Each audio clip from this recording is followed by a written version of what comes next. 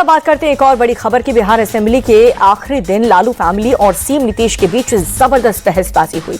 इसके बाद आरजेडी नेता राबड़ी देवी मीडिया के सामने आई। इस दौरान सीएम नीतीश पर हमला बोलते हुए उन्होंने कहा कि सीएम को महिलाओं का सम्मान करना नहीं आता। भांगेड़ी हैं, भांगा पी के आते हैं हाउस में, अनसंट महिलाओं को बीच में बोलते हैं, महिलाओं का अपमान करते हैं। एक नहीं, बिहार के महिला को, बिहार के महिला, पूरा बिहार के महिलाओं को, हमको भी सदन में भी बेइज्जत करते हैं। आरोप लगाते हैं कि पहले 2005 से पहले कोई कपड़ा पहनता था। हम पूछना चाहते हैं नीतीश कुमार से, माननीय प्रधानमंत्री से, कि वो लोग के घर के माँ बहन, बेटी बहन कपड़ा पहनती थी कि नहीं, कि उलंघते रहती थी। यही हम पूछना चाहते हैं सरकार से, भारत सरकार से भी, राज्य सरकार से बतावे। और वहीं नेता विपक्ष तेजस्वी यादव ने कहा कि बिहार में लॉ एंड ऑर्डर नाम की कोई चीज है ही नहीं। सीएम नीतीश का क्राइम कंट्रोल करने पर नहीं, जबकि बयानबाजियों पर फोकस है और इसीलिए हर बढ़ते दिन के साथ बिहार में अपराध भी लगातार बढ़ता जा रहा है। बिहार में पूरी तरीके से लॉ एंड ऑर्डर की जो स्थिति है, कानून व्यवस्था पूरी तरीके से फेल हो चुका है। अपराधी जो है बेलगाम हो चुके हैं और रात की तो छोड़िए, माननीय मुख्यमंत्री जी तो कहते हैं कि रात में लड़का लड़की सब घूमता है। बड़े बड़े जो शोरूम है, तनिष्क जैसे शोरूम, एक बार नहीं 3 बार जो है 25-25 करोड़ का जो है लूट हो गया। और तेजस्वी के इन्हीं बयानों पर केंद्रीय मंत्री ललन सिंह ने पलटवार किया। उन्होंने साफ कहा है कि तेजस्वी यादव के बारे में बात करना बेकार की बात है। सरकार किसी की भी हो, हमेशा सीएम नीतीश ही रहे हैं और नीतीश के नेतृत्व में ही बिहार का लगातार विकास हो रहा है। ऐसे में तेजस्वी यादव के बयानों से जनता को कोई फर्क नहीं पड़ता।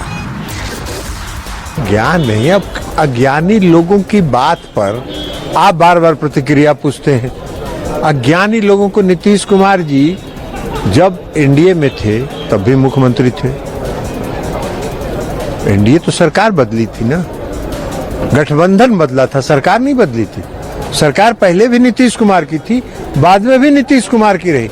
नीतीश कुमार जी ने गठबंधन बदला था और ये बात उन्होंने सार्वजनिक तौर पर 2 बार कह दिया कि हमसे भूल हुई, हमने गठबंधन बदला था। कई बार सार्वजनिक तौर पर कह दिया उन्होंने। समर्थन का पत्र कौन चीज दे रहे थे? वो तो गठबंधन बदला था, उसके पहले मुख्यमंत्री नहीं थे क्या नीतीश कुमार जी?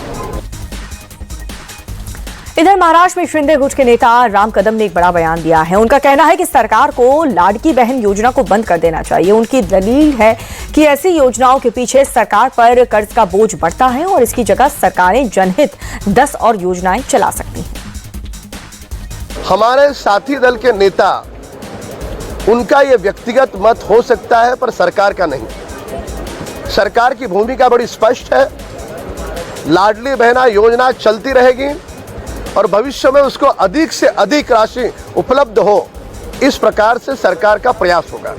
उबाटा के कांग्रेस के और शरद पवार गुट के नेता, जिन्होंने जीवन भर अपनी खुद की जेब भरी, अपना घर भरा, लाडली बहना को कभी 1 रुपया तक न देने वाले लोग अब लाडली बहना के बारे में बोल रहे हैं। राम कदम के बयान पर सियासत भी खूब हो रही है। उद्धव गुट के विधायक आदित्य ठाकरे की माने तो बीजेपी हमेशा से यही करती आई है। बीजेपी सरकार कभी भी अपने वादे पूरे नहीं करती। उस पर राम कदम का ये बयान फडणवीस सरकार की शर्मनाक राजनीति को एक्सपोज करता है। अगर आप देखें तो लाडली बहना योजना जो थी, उनकी आज भी हम सवाल यही कर रहे हैं कि आज भी 1,500 रुपए दिए जा रहे हैं। उसमें से जो लिस्ट है उसको तो कट लग रहा है, बहुत कम महिलाएं उसमें आ रही है। वैसे ही अगर आप देखें तो किसानों को उन्होंने वचन दिया था कि जैसे ही सरकार बन जाती है वो कर्जा मुक्ति करेंगे। हमने कर्जा मुक्ति की थी, कर्जा माफी की थी, इन्होंने नहीं की है। जो फडणवीस साहब ने कहा है कि मैं उद्धव ठाकरे नहीं है सगळ्यांना स्थगिती द्यायला, जब उद्धव जी मुख्यमंत्री बने थे तो कोई भी चुनाव के न होते हुए भी उन्होंने कर्जा मुक्ति की थी। तो आज क्यों ये नहीं कर पा रहे?